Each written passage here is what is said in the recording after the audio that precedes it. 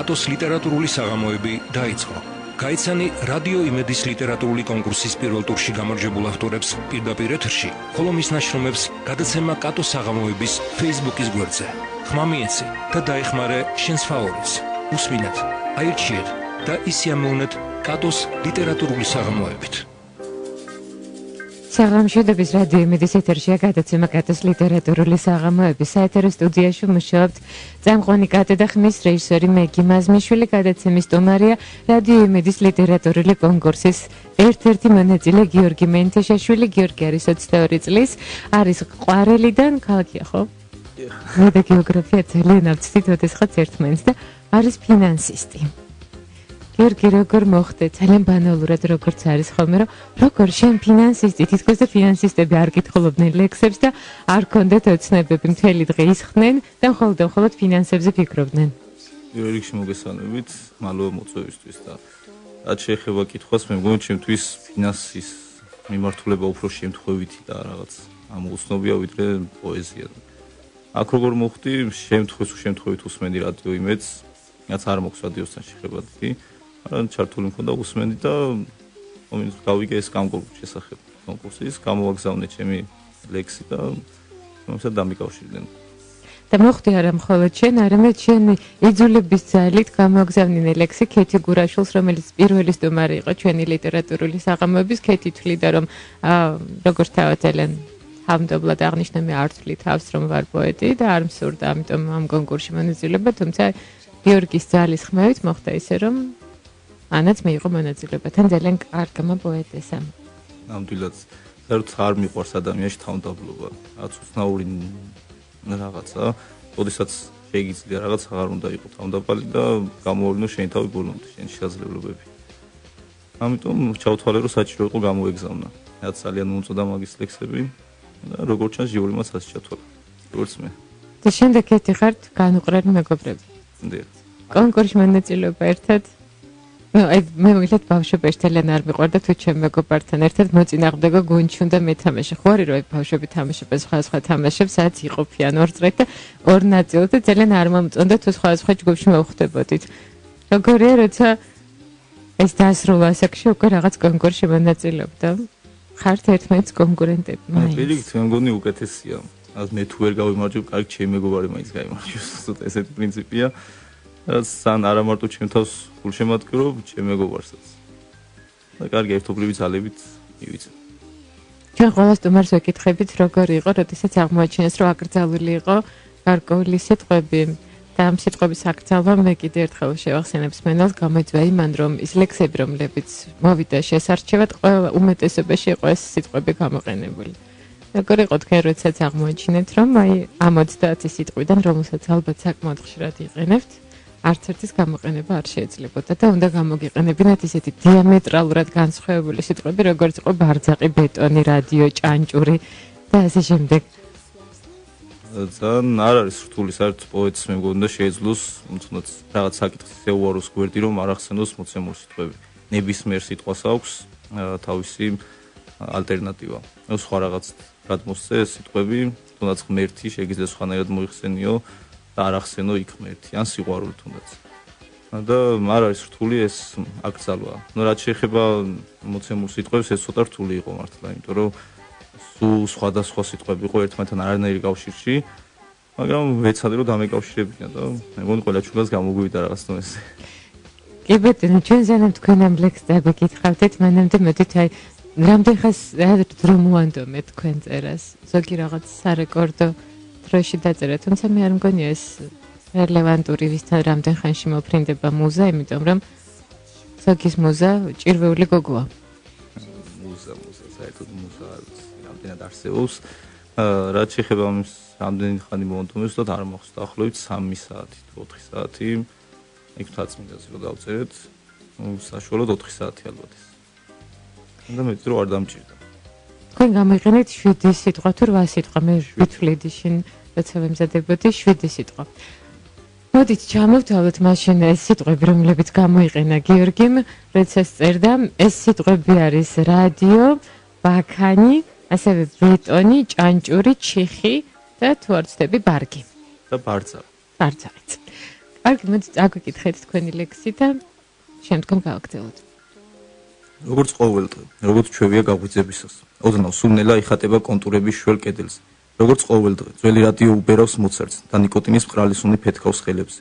არ ვიცი რატომ, დავინიცის მე რამდენად გავრბივარ უკვე. მემგზავრები და თეატრის ნანგრევებს ვტოვებ.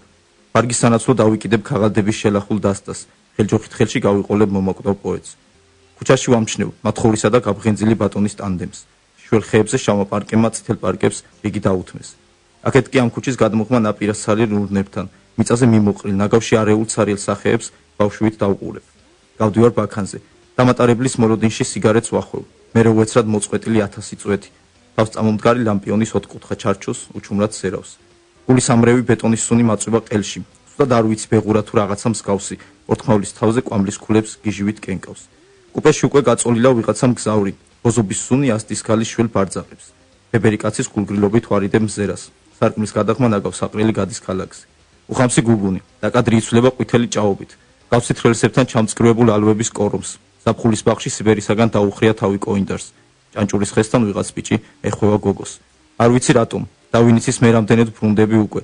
დღესაც ვყიდულობ გვირილების პატარა კონას. ნაცნობ ქუჩაზე, ნაცნობ ჩიხში, ნაცნობი ქალის, ძველი რადიო ძველებურად უბერავს მოცარტს. გიორგი, რატო უბერავს ძველი რადიო ძველებურად მოცარტს, როცა შენ მოგწონს მეტალიკა? არანაკლებად მწონს მეც მოცარტიც, მოცარტი უფრო არ არის ესეთი რამ, რასაც შეიძლება ყოველდღურად უსმინო, რასაც შეიძლება ხშირად უსმინო. ეს არის განსაკუთრებულ ხასიათზე დადგები მაშინ ალბათ მე ესე ვთვლი. მეტალიკა უფრო ენერგიულია და შეიძლება რაღაც მოგიყვანოს ხასიათზე, როდესაც ხარ რაღაც ჩაწყნარებული და არ იცი რა აკეთო. და გაძლევს ამ უხს. კარგი. მოდი ჩვენ საინფორმაციო გამოშვებას დავუთმოთ რადიო მედის ეთერი, შემდგომ ისევ დავბრუნდეთ, რათა გავაგრძელოთ საუბარი ამჯერად უკვე პრუსტის კითხვის და მიხედვით. უსმინეთ, აირჩიეთ და ისიამოვნეთ კატოს ლიტერატურული საღამოებით. გრძელდება ჩვენი გადაცემა, გადაცემის სტუმარია რადიო იმედის ლიტერატურული კონკურსის მონაწილე გიორგი მენთეშაშვილი. ჩვენ მოვისმინეთ გიორგის მიერ დაწერილი ლექსი, რომელიც მან კონკურსზე დაწერა, თუმცა გიორგი, თქვენ ხელს გაქვთ ის ლექსი, რომელიც გამოაგზავნეთ მაშინ, როდესაც კონკურსში უნდა მიგიღოთ მონაწილეობა. ასე თქვა, შესარჩევი ტურისთვის. შეიძლება მაშინ ეს ლექსიც დაგვიკითხეთ, რომლის მიხედვითაც ჟურიმ შეგარჩიათ და მერე მარსელ პრუსტს და კითხვას მივხედოთ. სიამოვნებით. ამ ლექსს ქვია ასე ვიღაცის ნახატი ჩემს დილის ოთახში. იღვიძებ, ისევეს ნაცნობი ოთახი. ითვისებ ნელა, ძალიან ნელა საკუთარ სხეულს, ახელ თვალებს, სულ ოდნავ, ისე რომ სიზმრებსაც უტოვებ ნახევარ ადგილს. და ხედავ, კედელზე უცნობი მხატვარი, სიძველით დახეთქი ლობისფერ აგურებს გურდივით მალავს. ცეცხლივით შიშველი დანორჩის სხეული, ოდესღაც ვერხვისგან დარჩენილ ფესვებზე.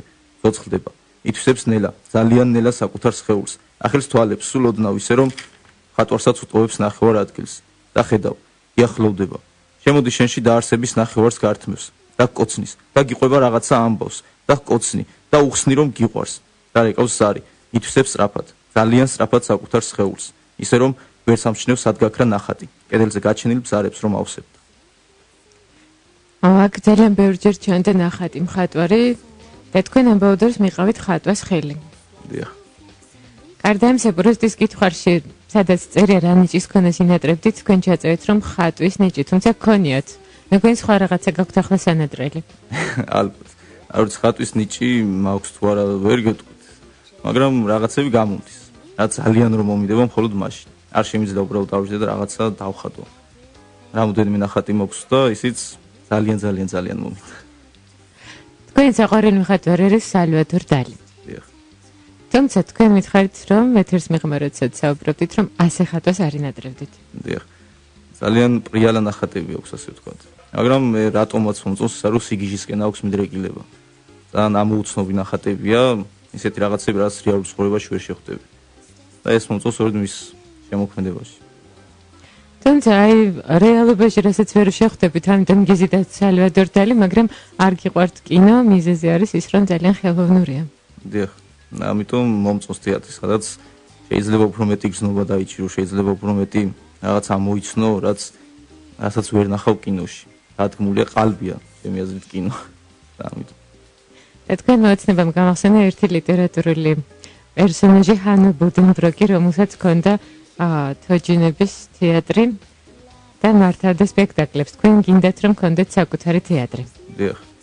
და ეს სურვილი გამოიწვა ალბათ იმან რომ მე თუნდაც წერ სცენარებს და რა დიდი სურვილი მაქვს რომ დავდგა ეს სცენარი ჩემი რეჟისორობით.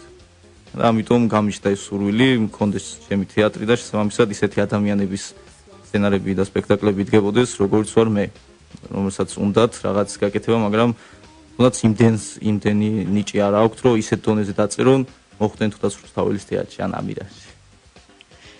კარგით, მოდით მაშინ მივუბრუნდეთ პრუსტის კითხვის პირველ კითხვას. რა ღირსებებს აფასეთ ყველაზე მეტად? თქვენ გიწერეთ რომ თავარი რომ ადამიანმა საკუთარ პრინციპებს არ გადაუხვიოს. თუმცა პრინციპები შეიძლება იყოს ავი პრინციპები, როგორც შეიძლება ადამიანს კონდეს ავი სურვილები. თქვენი თავარი პრინციპები ცხოვრებაში რა არის? ჩემი პრინციპია პირველ რიგში უღალატობა. რაღაც თუნდაც საკუთარი მიზნებისკენ, საკუთარი თავის უღალატობა, ასევე სხვის ვინც გენდობა. და ეს არის ალბათ ჩემი პირველი პრინციპი და მთავარი და არ შეიძლება გაიყიდოს ჩემი პრინციპები ფულზე ან რაც კეთილდღეობაზე ალბათ. თქვენი მიზანი შეგიძლიათ გაგონხილოთ. ჩემი მიზანი რაც უკვე ითქვა ეს არის თეატრის ქონა საკუთარის და კიდევ ის რომ სახლი მქონდეს მთაში. მე გიმედი შენ ორი ბილეთი იმედია გვაქვს ხო ლოჟაში გარანტირებული. ხო თქვენ გინდათ რომ სახლი გქონდეთ მთაში რადგან კითხვაზე როდესაც კითხვაზე პრუსტის კითხვის კითხვაზე რომ საათი ცხოვრებდით თქვენი პასუხია რომ მიცხოვრებდით მთაში დაუსახლებელ ადგილას. დიახ და მარტო მას თორია. მობილური? არა, მას რაღაც მობილური უკვე ეს მეტად არანაირი სოციალური ქსელი. უბრალოდ მარტო კარგი ცხენი, კარგი თოფი და მთა. ალბათ ეს.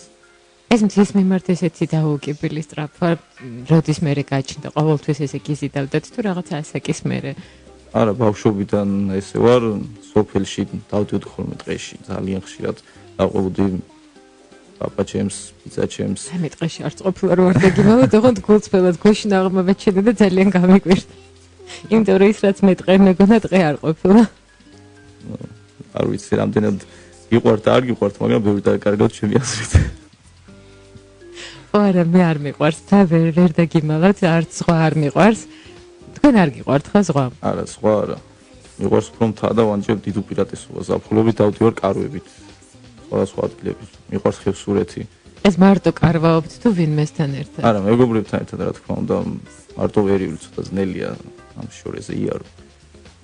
მარტო უფრო რა ადგილებში მიდიმოდიხართ? პირიქით ხევსურეთი არის ძალიან საინტერესო, ხო? ამ შეხრებ ოშთხოვში ძალიან ცოტა აი ხალხი და არის უფრო ესეთი დიახ. იდუმალები მეტია. კი, რა თქმა უნდა, მიტოვებული სოფლების ნახვა ყველაზე დიდი სიამოვნება. არის აბუდელაურის ტბები, ძალიან ლამაზი ადგილები.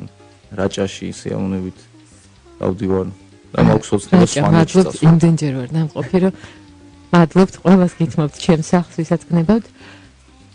ანუ თქვენ არ ხართ ნამყოფი სვანეთში? არა, სვანეთში არ ვარ ნამყოფი. როგორ მოხდა? როგორ მოგივიდეთ? არ თქვენ იმდენად გიყვართ მთა, რომ მე მგონია რომ მან შემთხვევითი არ არის, რომ თქვენი საყვარელი მწერლები ორი ყოველ შემთხვევაში დანამდვილებით არის მთასთან დაკავშირებული, ერთი საერთოდ გუდამაყრელი იყო, მეორეს კი ძალიან უყვარდა მთებში ხეტიელი, გოდერძიჩოხილი და გურამ რჩეულიშვილი არიან თქვენი საყვარელი მწერლები. ასევე საყვარელ პოეტებშიც ერთი არის ნამდვილად მთიდან ვაჟა-ფშაველა. დანარჩენებიც ჩამოვთვალოთ, მოდით თქვენი რჩეულები ჯემალ ქარჩხაძე მწერლებში და პოეტებში გალაქტიონი და იოსებ გრიშაშვილი. ეს მწერლების მიმართ თქვენი დამოკიდებულება ეს აქ და ამჟამად დღესდღეობით მოგწონთ ისინი თუ ეს იყო რაღაცა პერიოდი, როცა მოგეწონათ, მეც მომწონდა გურამ რჩეულიშვილი, როცა რაღაცა ასაკის ვიყავი, მე რაღაცა ასაკის მერე რატომღაც გამიცივდა მის მიმართ გზნობები. აი თქვენ შემთხვევაში როგორ იყო? მე შემეცვალა ბავშვობის შემდეგ, რა თქმა უნდა, გემოვნება, ბავშვობაში ვკითხულობდი სულ სხვა მიმართულებას, დეტექტივები მომწონდა, მაშინ მქონდა ოცნება, ყოფილიყავი გამომძებელი, მაგრამ რამდენიმე ფინანსისტი. გავხდი ფინანსისტი. რამდენიმე წელია უკვე ვკითხულობ ამ მიმართულებას, ჯემალ ქარჩხაძე მომწონს ძალიან. სხვათა შორის ჩემი მეგობრისგან მისი დამსახურებაა, მის სიგნებში აღმოაჩინე თავიდან და მომეწონა, შემდეგ უკვე მივყევი მის შემოქმედების კითხვას. გურამ რჩეულიშვილი ძალიან ლამაზი მოთხრობები აქვს და რაც თეორიასაც ვაფასებ, მოკლე მოთხრობები და ძალიან დიდი აზრის მქონე. ლაკონურობა ნიჭიერების ნიშანია. ნამდვილად.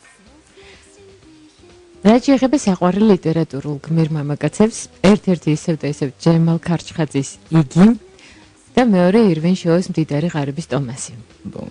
ძალიან განსხვავებულებია. დიახ. ტომასი რატომ მომწონს ამას გეტყვით, ეს არის რაღაც ამოუცნობი ადამიანია ძალიან.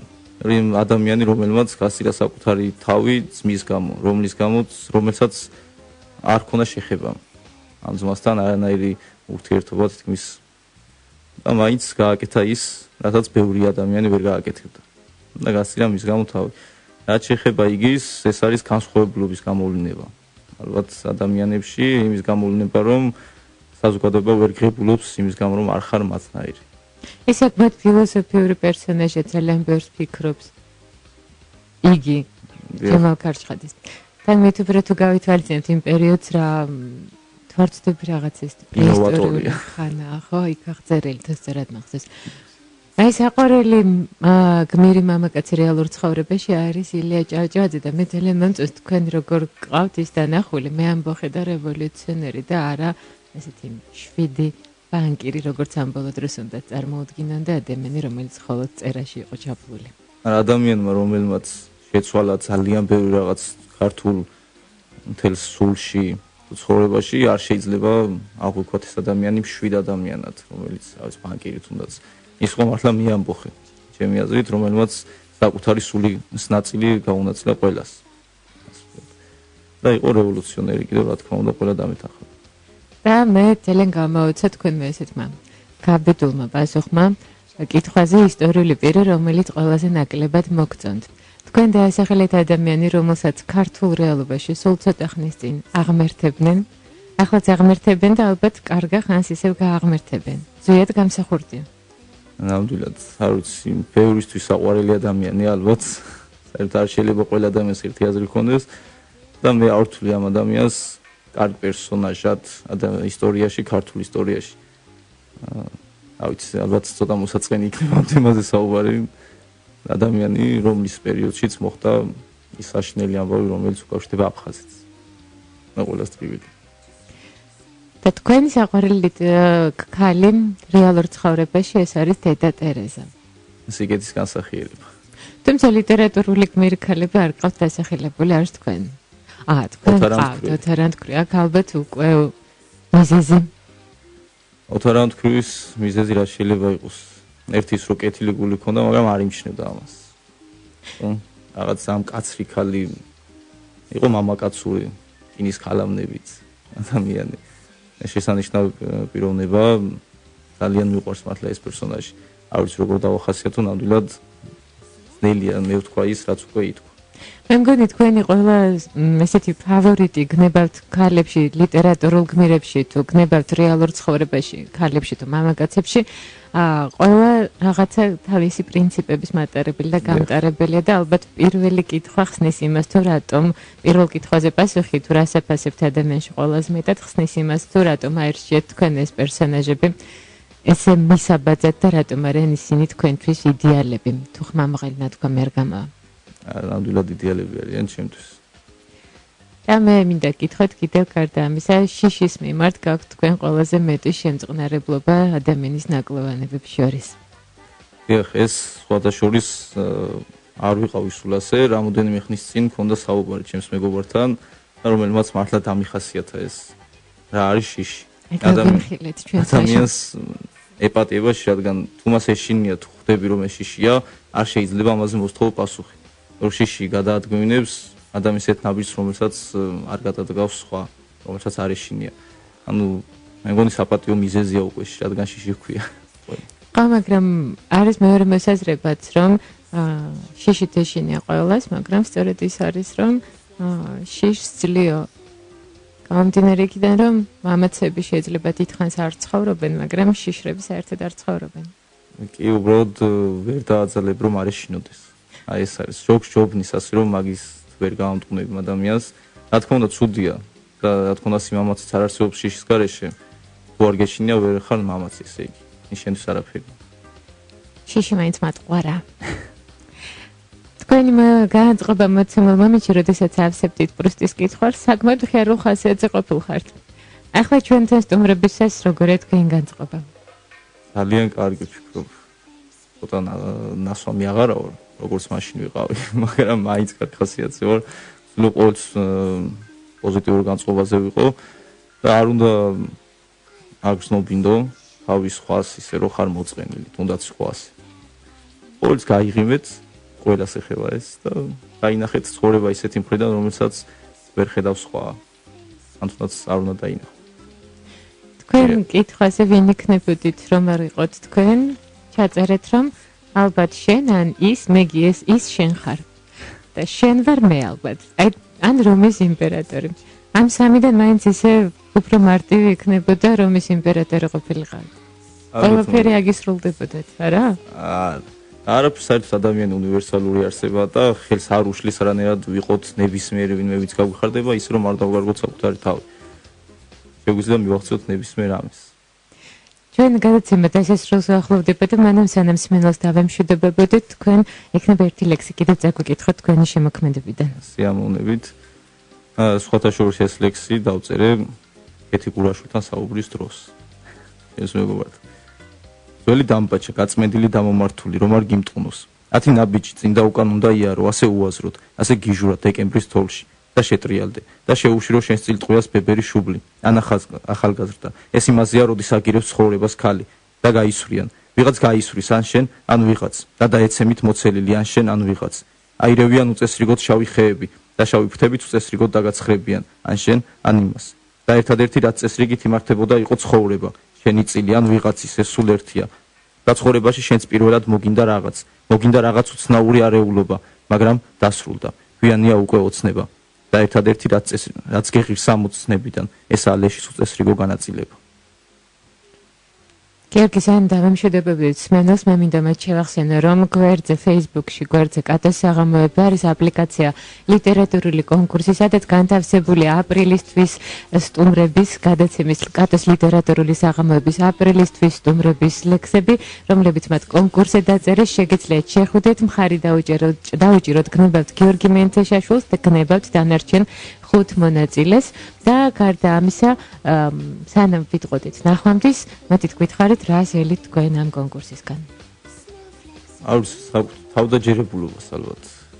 იმის გამო მინდა დავინახო რომ რაღაც შემიძლია. კი აქამდე ვწერდი, აქამდე ვკითხავდი მეგობრებს, მაგრამ მეგობრები ყოველთვის არიან სუბიექტურები. და ვცდილობ რომ დავიჭრო ობიექტური აზრი საზოგადოებისგან და იმ ადამიანებისგან, ვისაც ენდობა ხალხი. შიური ყავს ასეთი. კეთილი, დიდი მადლობა სტუმრად მობრძანებისთვის. დიდი მადლობა თქვენ ჩვენს სმენელს ყურადღებისთვის. გემშვიდობებით უსმინეთ რადიო იმედს.